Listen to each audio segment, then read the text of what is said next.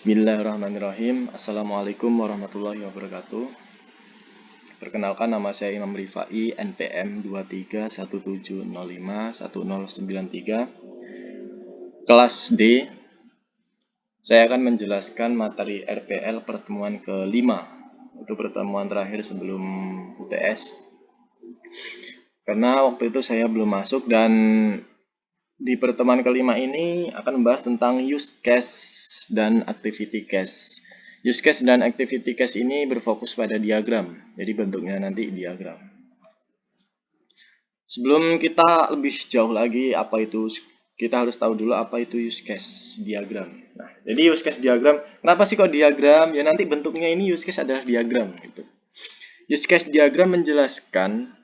menjelaskan interaksi yang terjadi antara aktor, inisiator dari interaksi sistem itu sendiri dengan sistem yang ada. Jadi use case ini jelasin interaksinya antara aktor dengan sistemnya. Jadi pokoknya jelasin interaksi itu aja. Sebuah use case dipresentasikan dengan urutan langkah yang sederhana. Jadi diagramnya ini nanti itu bentuknya sederhana, nggak boleh rumit-rumit. Dan hanya boleh satu halaman ya, nggak boleh lebih dari satu halaman. Use case diprakarsai oleh aktor dan mungkin melibatkan peran aktor lain. Jadi use case ini boleh satu aktor atau boleh lebih dari satu aktor. Misalkan ada penjual atau pembuat, lalu ada admin. Nah, ini dua aktor. Atau lebih dari, pokoknya minimal satu aktor gitulah. Lebih dari satu aktor boleh. Lalu ada pemodelan use case diagram. Interaksi yang pertama, interaksi diagram dalam satu gambar. Nah, itu tadi yang saya jelaskan. Jadi diagram itu nggak boleh lebih dari satu gambar. Nanti kalau lebih dari satu gambar jadinya rumit, nggak sederhana. Yang kedua, setiap use case mempresentasikan suatu tugas yang melibatkan interaksi eksternal dengan sistem. Jadi use case atau apa ya, setiap bulet-buletan itu, setiap pengguna itu mempunyai tugas masing-masing. Jadi admin punya tugas masing-masing, terus penjual punya tugas masing-masing, pembeli punya tugas masing-masing, seperti itu. Lalu yang ketiga, aktor dalam use case diagram bisa orang atau bisa sistem lain. Jadi maksudnya sistem lain itu maksudnya bukan orang bisa, yaitu otomatis. Jadi misalkan ada admin nih, admin itu bisa dirancang dengan otomatis. Ketika ada pembeli, langsung admin yang membuat komunikasi dengan pembeli. Nah, itu otomatis. Jadi bisa orang atau bisa sistem lain. Lalu yang keempat, dipresentasikan dengan diagram untuk memberikan gambaran tentang use case dalam bentuk tekstual yang lebih detail. Jadi detail dan sederhana. Dalam bentuk diagram ya, bukan dalam bentuk lain. Kalau dalam bentuk lain namanya bukan use case diagram dong.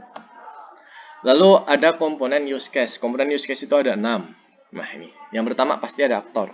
Ntar lebih dari satu boleh. Gitu ya, aktor ini mewakili peran orang. Jadi mewakili peran orang bisa orang atau bisa sistem untuk berkomunikasi dengan use case. Lalu pastinya setelah aktor ada use case. Ini interaksi antara sistem dan aktor. Jadi use case ini interaksinya. Lalu ada generalisasi. Itu menunjukkan spesialisasi aktor. Jadi tugas aktor ini ngapain sih? Pembeli ini tugasnya ngapain sih? Gitu. Terus association ini menghubungkan. Jadi menghubungkan antara aktor dengan use case. Jadi misalkan ya pokoknya menghubungkan lah intinya. Nah, lalu yang ini dua ini include dan extend. Yang include menunjukkan bahwa suatu use case seluruhnya merupakan fungsionalitas dari use case lainnya. Lalu extend menunjukkan bahwa suatu use case merupakan tambahan fungsional dari use case lain jika suatu kondisi terpenuhi. Ini include dan extend ini nggak wajib ya. Jadi ya tambahan boleh ada, boleh tidak. Seperti itu. Lalu apa aja sih tahapan untuk membuat use case diagram? Nah, sebelum kita membuat diagram, kita harus tahu tahapannya dulu, gimana sih caranya. Yang pertama, kita pasti identifikasi aktor yang terlibat. Nah, aktor itu siapa aja sih yang perlu kita cantumin? Ataukah pembeli, ataukah penjual, atau hanya atau hanya pembeli dengan admin atau gimana, atau butuh kurir juga atau pengantarnya. Kita harus spesifikasi, identifikasi. Lalu yang kedua, identifikasi use case yang ada. Kita interaksinya pasti harus kita identifikasi, gimana sih interaksinya gimana. Lalu hubungkan aktor dengan use case. Pakai garis lurus ya nanti hubunginya. Jadi tugas-tugasnya apa gitu. Tugas-tugas dari aktor. Lalu yang terakhir, yang keempat, gunakan extend dan include apabila diperlukan. Jadi ini untuk yang lebih kompleks aja ya, nggak wajib sih. Jadi bisa digunakan, bisa juga tidak. Nah ini nih contoh use case. Ada pembeli, admin, penjual, kurir. Ini tugas-tugasnya ya, tugas dari masing-masing. Ini pembeli ini membeli hewan ya pasti pembeli itu melakukan ini semua. Lalu adminnya hanya menyetujui hewan yang diajukan penjual. Jadi penjual setelah mengajukan, admin hanya menyetujui. Tugasnya itu aja. Lalu penjual ini tugasnya memasukkan pilihan hewan, lalu menerima pesanan, menerima pembayaran, mengirim hewan. Lalu ada kurir nih, nah ada tambahan kurir ternyata, yaitu mengantarkan hewan. Ini tugas-tugasnya, pasti udah paham. Oke, itu tentang use case diagram. Itu aja. Jadi singkat, padat, dan jelas. Lalu yang kedua tentang activity diagram. Apa sih itu activity diagram? Activity diagram menggambarkan macam-macam alir aktivitas yang akan dirancang dalam sebuah sistem. Activity diagram menggambarkan macam-macam alir aktivitas. Nah, oke. Jadi activity diagram ini gambarin gimana sih aktivitasnya dalam sebuah sistem. Tuh. Pada activity diagram, susunan proses atau alir dari suatu sistem digambarkan secara vertikal atau garis lurus. Jadi prosesnya, susunan itu secara garis lurus. Kalau ini tadi contohnya kayak gini ya, ada apa ya? Nggak lurus ini kan, ada kesini, kesini, kesini, kesini, nggak satu garis gitu. Lalu yang ketiga, activity diagram dibuat berdasarkan sebuah use case atau beberapa use case dalam use case diagram. Ya, dari beberapa use case ini dijadikan satu menjadi activity diagram. Jadi ini lebih kompleks. Nah, ini penyusun dari activity atau komponen-komponen activity diagram. Ini ada action, ada activity. Oke, lalu ada object node. Ini untuk mewakili objek terhubung dengan kumpulan objek flow. Ini yang penting ya. Terus ada control flow. Nah, ini untuk menghubungkan, menunjukkan rangkaian. Jadi rangkaian-rangkaian dihubungkan dengan control flow.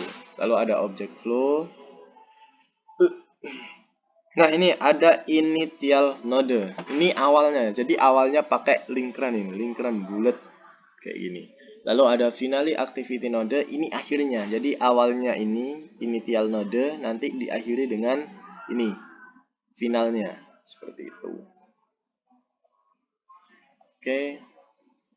Lalu tahapan. Nah, ini bagaimana sih cara membuat activity diagram? Mulailah dengan node awal untuk start titik awal. Yang tadi ya bulat hitam itu node. Tambahkan partisi jika itu memang relevan untuk analisis yang akan dibuat. Yang ketiga, buatlah suatu aksi untuk setiap langkah utama dari use case. Jadi aksinya bagaimana? Tambahkan alur dari setiap aksi ke aksi lainnya. Lalu yang kelima, tambahkan juga percabangan. Nah, itu jangan lupa untuk menggabungkan kembali dengan merge. Yang keenam, menambahkan fork dan join jika aktivitas dilakukan secara paralel. Lalu yang terakhir, yaitu akhiri proses dengan notasi atau end state atau final activity node. Nah, ini contohnya. Awalnya seperti ini, akhirnya seperti ini, finishnya. Nah, ini ada aktivitasnya. Awalnya itu pembeli. Nah, ini secara garis lurus ya. Nggak seperti use case. Kalau use case tadi kan beda-beda. Ini secara vertikal. Satu aja, satu sistem gitu aja. Menekan menu layar, terus langsung ke database menyimpan data. Lalu dari sistem ini ke sini, ke sini. Nah, ini lebih terarah, lebih terstruktur gitu. Beda sama use case tadi, cuman tugas-tugasnya aja kalau use case. Tapi kalau ini activity, aktivitasnya. Bagaimana sih sistemnya gitu. Tapi sebelum activity diagram kita harus tahu dulu use case-nya ya. Tiba-tiba activity diagram ya nggak tahu tugasnya kok tiba-tiba udah tahu langkah-langkahnya. Itu kan jadi sebelum membuat activity diagram kita harus tahu dulu, kita harus buat dulu use case diagram. Ini ada perbedaan use case dan activity diagram. Fokus utama yaitu kalau use case interaksi pengguna dengan sistem. Jadi intinya pengguna dengan sistem, bukan pengguna dengan pengguna lain. Gitu. Kalau activity diagram ini aliran kerja di dalam sistem. Lalu perbedaan yang kedua ada di level detailnya. Kalau use case ini mendeskripsikan skenario interaksi antara pengguna dengan sistem. Kalau activity diagram ini menggambarkan aliran kerja. Lalu perbedaan yang ketiga yaitu ada fungsionalitas. Kalau use case ini memahami kebutuhan fungsionalitas secara sistem secara keseluruhan. Kalau activity diagram memodelkan logika, proses atau aliran kerja dalam sistem secara terperinci. Jadi activity diagram ini lebih terperinci. Lalu perbedaan terakhir ada level pengembangan. Use case ini sering digunakan pada tahap analisis kebutuhan. Kalau dia activity diagram sering digunakan pada tahap perancangan sistem untuk menguraikan detail implementasi fungsional yang dijelaskan dalam use case. Jadi dijelaskan dalam use case dulu, baru ke activity. Ini ada studi case. Eliana memiliki sebuah toko online. Dia mempercayakan tugas kepada admin untuk mengurus pembaruan informasi produk. Jadi Eliana punya toko atau yang punya dia memberikan tugas kepada admin untuk mengurus. Yang pertama, pembaruan informasi produk. Yang kedua, pengelolaan data produk. Ketiga, transaksi. Dan keempat, penyusunan laporan penjualan. Sementara itu, pelanggan berperan dalam memilih dan melakukan. Kalau pelanggan ini memilih dan melakukan transaksi pembelian produk melalui platform toko online. Oke. Sebagai pemilik toko, Elena menerima data produk. Jadi, menerima data produk yang dikelola oleh admin dan laporan penjualan untuk mengelola bisnisnya dengan lebih efektif, memastikan kelancaran operasi, dan meningkatkan kinerja toko online. Oke, kita harus tahu dulu tugas-tugasnya ya untuk membuat use case-nya. Ini tugasnya membuat use case ya. Jadi Ellen-nya ini punya toko online, Kak Ellen punya toko online. Dia percayakan tugas penting kepada admin. Jadi admin ini tugasnya apa? Nah, ini tugas-tugas admin. Mengurus pembaruan informasi produk. Lalu kedua ini, ketiga ini, keempat ini. Lalu ada pembeli atau customer atau pelanggan. Nah, ini tugasnya apa? Memilih, melakukan transaksi, membeli produk. Lalu sebagai pemilik toko, KLN ini tugasnya apa? Yaitu menerima laporan dari admin. Ya, menerima laporan dari admin aja. Untuk kelancaran operasi ya. Pokoknya menerima laporan dari admin gitu. Nah, ini jawabannya ini. Aduh, nggak jelas lagi. Yang pertama pemilik toko ya. Pasti ya kalau membuka aplikasinya atau toko online-nya itu pasti login dulu ya. Mau pemilik toko, mau customer, mau admin pasti login dulu. Kak Ellen ini tugasnya apa saja sih? Nanti Kak Ellen ini akan menerima setelah melakukan login ya, menerima data baju, lalu menerima laporan penjualan dari admin. Oke, customer apa? Pasti login dulu ya. Setelah login, memilih baju, melakukan transaksi, lalu bisa juga membatalkan transaksi, bisa juga menambah kupon belanja. Dan ini ketika menambah kupon belanja ini masuk ke include dan exclude ya. Jadi boleh, ini secara detailnya ya, secara detail setelah melakukan transaksi bisa juga membatalkan atau bisa juga ada kuponnya seperti itu. Nah, ini bisa ada, bisa enggak, include sama exclude. Lalu ada admin ini melakukan login, setelah itu melakukan update. Nah, ada 4 kan tadi tugasnya. Yang dijelaskan di sini ada 4. Nah, ini melakukan update informasi, mengelola data baju, mengelola data transaksi, melakukan laporan penjualan. Nah, laporan penjualan ini masuk ke Kak Ellen sebagai pemilik toko. Itu aja penjelasan dari saya, kurang lebihnya saya mohon maaf. Terima kasih. Wassalamualaikum warahmatullahi wabarakatuh.